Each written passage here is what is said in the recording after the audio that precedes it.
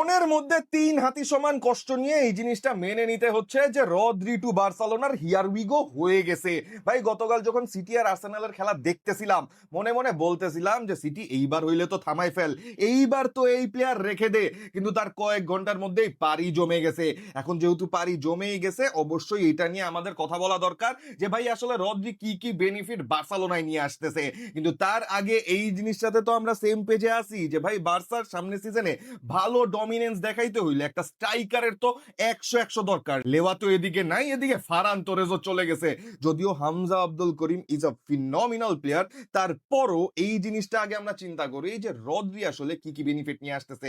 ভাই প্রথমত আমরা হান্সি ফ্লিকের সিস্টেমটা দেখি, যেই জায়গায় তিনটা জিনিস তো আমরা মাস্ট দেখবো যে ওরা অনেক বেশি হাই প্রেস করে ফুটবল খেলে, তারা অনেক বেশি হাই লাইন মেনটেন করে ফুটবল খেলে, এবং তারা অপোনেন্টের বক্সে মানে নিজেদের অ্যাটাক করার টাইমে অনেক বেশি প্লেয়ার পাঠায়। অ্যাটাকারের পাশাপাশি দেখবা ফার্মিন যাচ্ছে, ওলমো যাচ্ছে, পেদ্রি যাচ্ছে, সবাই চলে যাচ্ছে। কিন্তু এত ভালো সিস্টেম থাকার পরও তারা ইউরোপিয়ান ডমিনেন্সটা আসলে হারাইতো কোথায়? তুমি চিন্তা করতে যাও, তাদের এই সিস্টেমকে যতবারই ভাঙা হয়েছে একটা জিনিসই হয়েছে, যেখানে তাদের হাই প্রেস বিট হয়েছে, যেই কারণে তাদের মিডফিল্ড এক্সপোজ হয়ে গেছে, তাদের সেন্টার ব্যাকরা খালি পড়ে গেছে এবং অপোনেন্ট কাউন্টারে বার্সেলোনাকে খুলে ফেলছে। আর সেই জিনিসটারই একটা সলিউশন মানে হান্সি ফ্লিকের এই সিস্টেমের একটা +1 হইতে যাইতেছে রদ্রি, যে কিনা এইবার তাদের মিডফিল্ডের বেস হইতে যাইতেছে। রদ্রি যদি এই জায়গায় মিডফিল্ডের বেস হয়, তুমি চিন্তা করতে যাও পেদ্রি আগে নিচে নেমে যে বলটা কালেক্ট করতো সেটা তার করতে হবে না। তুমি চিন্তা করতে যাও ফার্মিন খেলুক আর ওলমো খেলুক, ওরা দুইজনই আরো বেটার সাপ্লায়ার পাবে। এখানে তাদের ইনভার্সনের জন্য দেয়ার আর মোর প্লেয়ার্স। রদ্রি তার নিজের টিমকে এই জিনিসটা অ্যালাউ করে যে আমরা আরো হেভি ওয়েতে কাউন্টার প্রেস করব, যেটা হান্সি ফ্লিকের জন্য একটা সোনায় সোহাগা হওয়ার মতো ব্যাপার।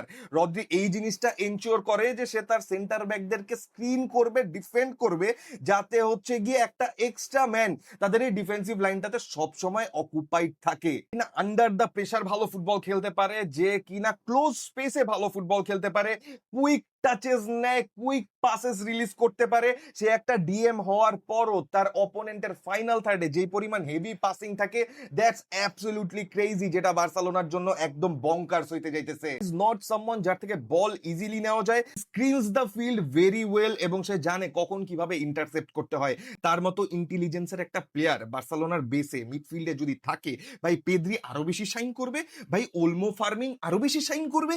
আমি দেখবো যে লামিন এদিকে দৌড়াচ্ছে, আদিয়ামি দৌড়াচ্ছে, এদিক দিয়ে রাফিনা আছে, গর্ডন আছে। এই ফ্লিকের আসলে এই জিনিসটা দরকার নাই যে রদ্রি তাকে পজিশন হেভি একটা সিস্টেম বিল্ড করে দিবে। রদ্রি আসলে সেই একটা ফাইনাল আর্মারটা যে কিনা তার সিস্টেমটাকে পারফেক্ট করবে।